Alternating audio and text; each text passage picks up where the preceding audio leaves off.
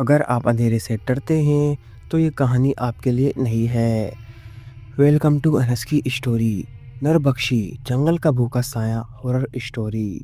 उस रात जो हुआ उसे सुनकर आज भी गांव के लोग उस जंगल का नाम लेने से डरते हैं।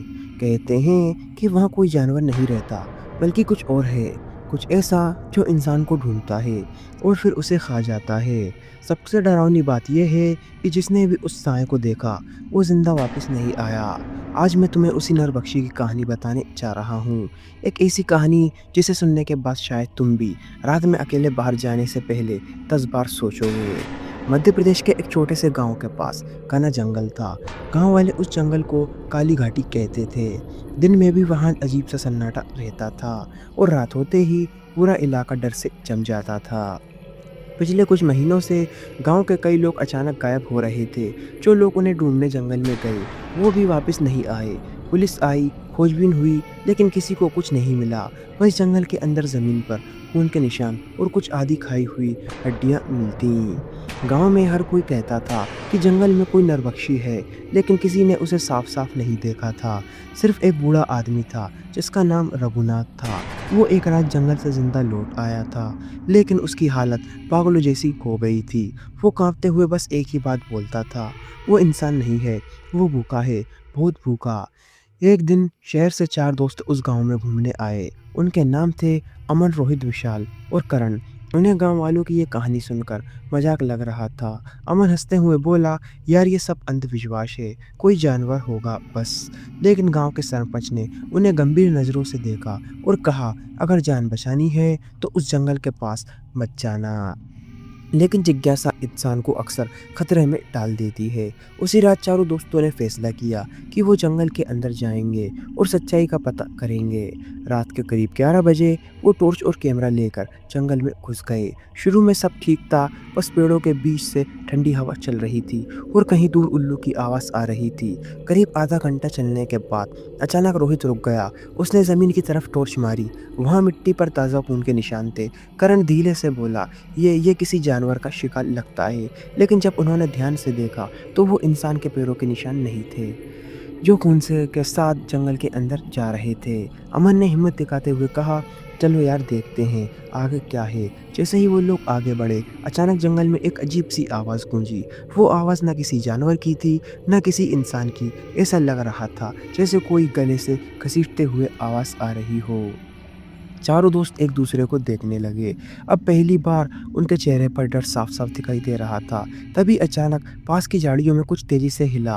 विशाल ने डरते हुए टॉर्च उस तरफ घुमाई, लेकिन वहाँ कुछ नहीं था। तभी पीछे से किसी के कदमों की आवाज़ आई। जब उन्होंने पलट कर देखा तो उनके पीछे मिट्टी पर बड़े बड़े पंजों के निशान बन रहे थे, जैसे कोई अदृश्य चीज़ उनकी तरफ आ रही हो। रोहित घबरा कर बोला, भागो यहाँ से। लेकिन तभी अंधेरे में 2 लाल आंखें चमकी। वो आंखें इंसान की ऊंचाई से भी बहुत ऊपर थी। टॉर्च की रोशनी पड़ते ही वो चीज़ धीरे धीरे सामने आई। उसका शरीर आधा इंसान जैसा था और आधा किसी जंगली जानवर जैसा। उसके मुंह से खून टपक रहा था और दांत इतने बड़े थे कि जैसे शरीर किसी शेर के हों। करण काँपती आवाज़ में बोला, ये क्या है? वो चीज़ धीरे धीरे से हंसी और फिर टूटी हुई आवाज़ में बोली, भूख। अगले ही पल वो बिजली की तरह करण पर झपटी। बाकी तीनों बस चीख सुन पाए और फिर करण की आवाज़ हमेशा के लिए बंद हो गई। अमन, रोहित और विशाल जान बचाकर भागने लगे, लेकिन जंगल जैसे ख़त्म ही नहीं हो रहा था। पीछे से उस नरबख्शी की दौड़ती हुई आवाज़ आ रही थी। अचानक रोहित का पैर फिसलता गया और वो गिर गया। उसने घबरा कर कहा, मुझे छोड़कर मत जाना। लेकिन अगले ही सेकंड अंधेरे में वही लाल आंखें उसके ऊपर झुक गईं। अमन और विशाल भागते रहे, लेकिन अब उन्हें साफ सुनाई दे रहा था कि पीछे कुछ उनका पीछा कर रहा है। उनकी सांसें भारी थी और हर कदम पर जमीन कांप रही थी। अचानक विशाल ने पीछे मुड़कर देखा और डर से चीख पड़ा। अमन ने पीछे देखा और उसकी रूह कांप गई। वो नरबख्शी पेड़ों के ऊपर से छलांग लगाते हुए उनकी तरफ आ रहा था। उसकी आंखें अब बहुत ज़्यादा लाल हो चुकी थी और उसके मुंह से खून बह रहा था। विशाल डर के मारे रुक गया। उसने कांपते हुए कहा, हम बच नहीं पाएंगे। अमन ने उसका हाथ पकड़कर खींचा, लेकिन तभी पीछे से एक लंबा पंजा आया और विशाल को अंधेरे में घसीट ले गया। उसकी चीख पूरे जंगल में गूंज गई। अब जंगल में सिर्फ अमन बचा था। वो पूरी ताकत से भाग रहा था। दूर उसे गांव की रोशनी दिखाई दे रही थी। उसे लगा शायद वो बच जाएगा, लेकिन जैसे ही वो जंगल के किनारे पहुंचा, उसके सामने वही साया खड़ा हुआ था। अगली सुबह गांव वालों को जंगल के पास अमन का कैमरा मिला, जिसमें आखिरी वीडियो रिकॉर्ड हुआ था। उस वीडियो में सिर्फ अंधेरा था और एक आवाज़ बार बार सुनाई दे रही थी, भूख अभी ख़त्म नहीं हुई।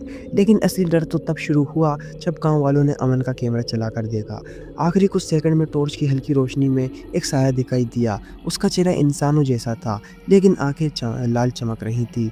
उसके मुंह से खून टपक रहा था और वो कैमरे के बहुत करीब आकर उसे घूरने लगा। फिर उसी टूटी हुई आवाज़ में उसने कहा, भूख अभी भी बाकी है।